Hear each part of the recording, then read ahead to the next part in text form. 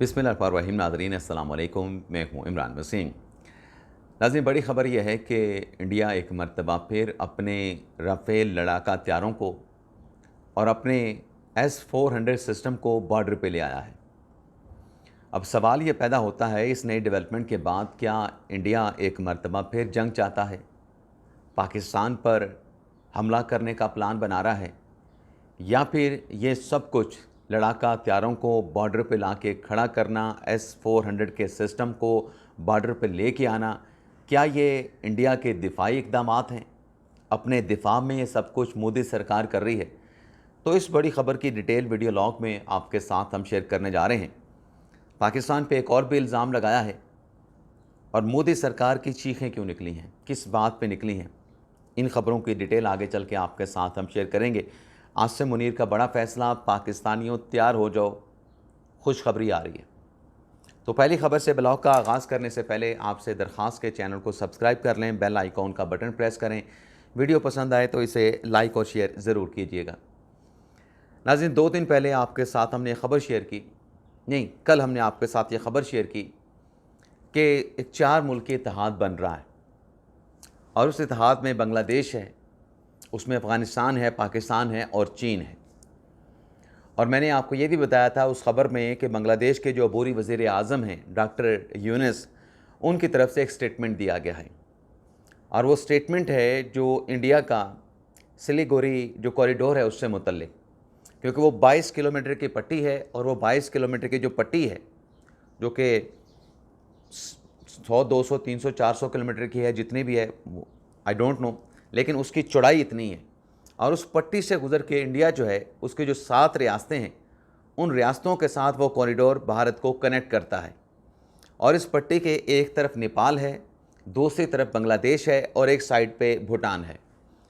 तो बांग्लादेश के professor doctor Yunus ने स्टेटमेंट दिया था कि ये अगर चिकन नेक यहाँ से काट दी जाए सिलीगुड़ी कॉरिडोर की, तो भारत का अपनी जो वेस्ट बंगाल की जो 7 रियासतें हैं उनके साथ भारत का जो राब्ता है वो मुनक़ता हो जाएगा, वो राब्ता ख़त्म हो जाएगा।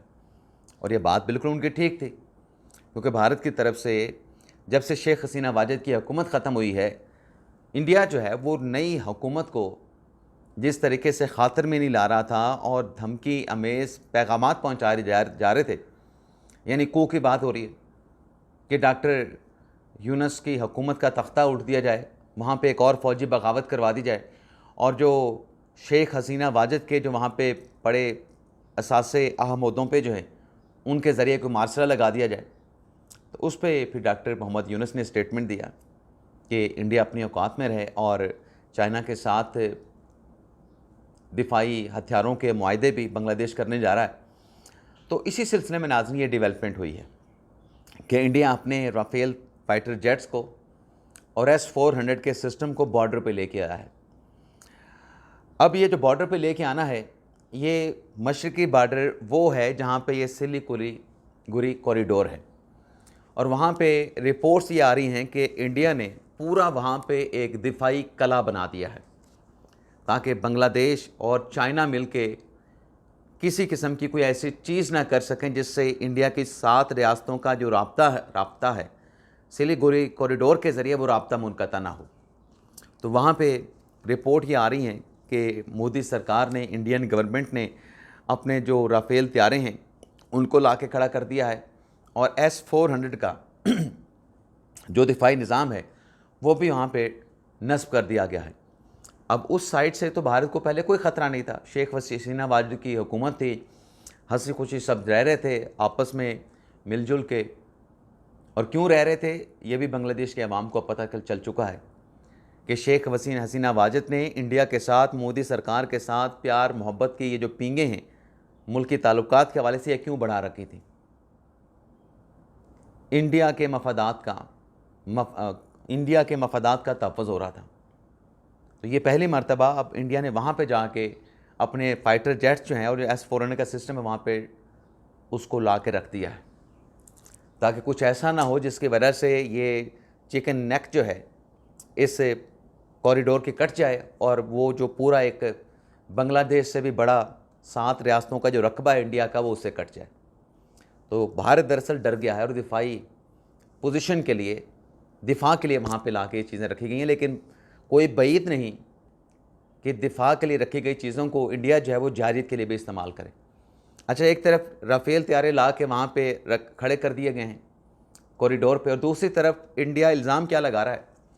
इंडिया इल्ज़ाम ये लगा रहा है कि ये जो हमने डील की थी राफ़ेल तैयारों की फ़्रांस से ख़रीदने से, ये महंगी डील हमने की थी और फ्रांस ने महंगे दामों हमें ये राफ़ेल फाइटर जेट फ़रोख्त किए और हमें कम मयार वाले, लो स्टैंडर्ड वाले राफ़ेल जो फाइटर जेट हैं वो फराहम किए। और इसमें इंडिया का पाकिस्तान पे इल्ज़ाम ये है कि इतने महंगे हमें ये फाइटर जेट्स मिलना और लो स्टैंडर्ड के मिलना, ये पाकिस्तान की साजिश थी। भाई, आप तो अपने आप को बड़ा पढ़ा लिखा, बड़ा समझदार, बड़ा साइंस के मैदान में बड़ा आगे कंसिडर करते थे, तो पाकिस्तान का इस सारे मामले के साथ क्या ताल्लुक़ है? पहले आप इल्ज़ाम लगा रहे थे कि पाकिस्तान चाइना की ज़ैली स्टेट बन गया है, उस पे आपको आपके ही मुल्क के प्रोफेसर ने, इंटरनेशनल रिलेशन के एक्सपर्ट ने मुंह तोड़ जवाब दिया। अब ये आप पाकिस्तान के ऊपर इल्ज़ाम लगा रहे हैं कि ये कम मयार के हमें राफ़ेल तैयारे मिले हैं, इसमें पाकिस्तान की साजिश है। पाकिस्तान का मतलब फ्रांस पाकिस्तान के कहने के ऊपर आपको आपके साथ सब कुछ करेगा, और फिर अब तक आप ये लेके बैठे रहे, तब तो आपको याद नहीं आया। आपको तब याद आया जब पाकिस्तान ने आपके 3 राफ़ेल जो फाइटर जेट थे उनको मार गिराया। आप हाल देखें नाज़रीन। अच्छा, एक तरफ ये इंतहाई इक़दामात, एक तरफ इंडियन सरकार के ये इंतहाई इक़दामात हैं कि राफ़ेल फाइटर जेट और बाकी S-400 का सिस्टम वहाँ पे ला के रख दिया गया है, तो दूसरी तरफ चाइना ने भी इंडिया की चीखें निकलवा दी हैं।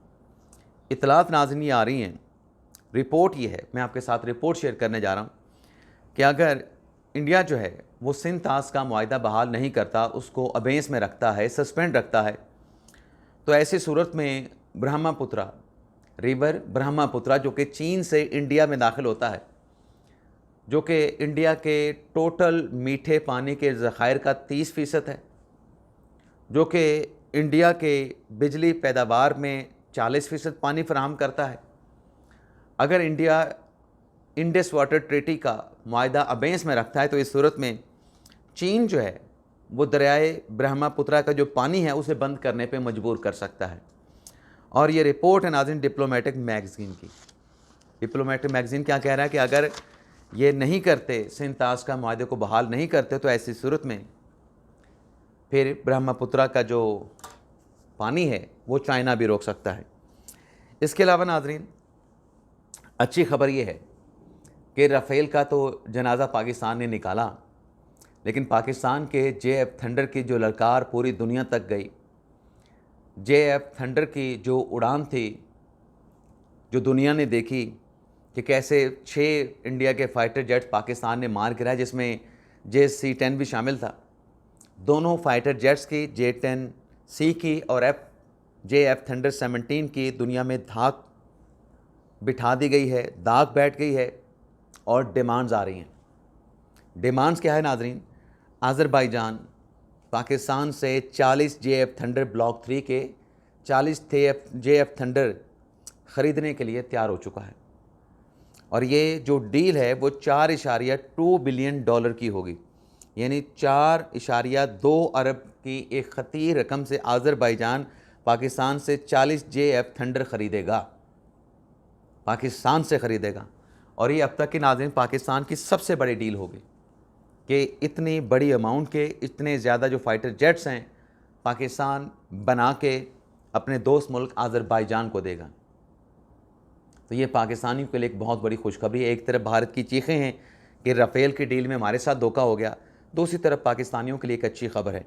जाते जाते नाज़रीन आपको बता दें कि वज़ीर आज़म शहबाज शरीफ तुर्की के दौरे पे हैं और आर्मी चीफ सैयद आसिम मुनीर भी इस दौरे में उनके साथ हैं, और इस दौरे में आला सतह का एक इजलास हुआ है, और इस इजलास में दो तरफ़ा पाकिस्तान और जो तुर्की के ताल्लुकात हैं उनको मज़ीद मजबूत बनाने पर तवज्जो मरकूज़ की गई।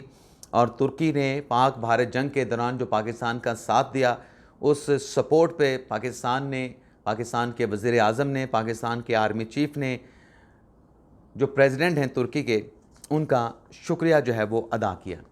गैलप का नाज़रीन मुख्तसर सा सर्वे है, उस सर्वे में क्या कहा गया है कि पाकिस्तान दुनिया की बहादुर कौम है। जंग के दौरान पाकिस्तान के जो अवाम थे वो खौफज़दा नहीं हुए और जब भारत की तरफ से अटैक्स किए गए तो पाकिस्तान की आवाम पनाह तलाश करने के बजाय पाक फ़ौज के साथ कंधे से कंधा मिला के खड़ी रही। तो इंडिया इस कौम को क्या डराएगा? इंडिया खुद तो डर सकता है, ये कौम नहीं डर सकती। इजाज़त चाहते हैं नाज़रीन, अल्लाह हाफ़िज़।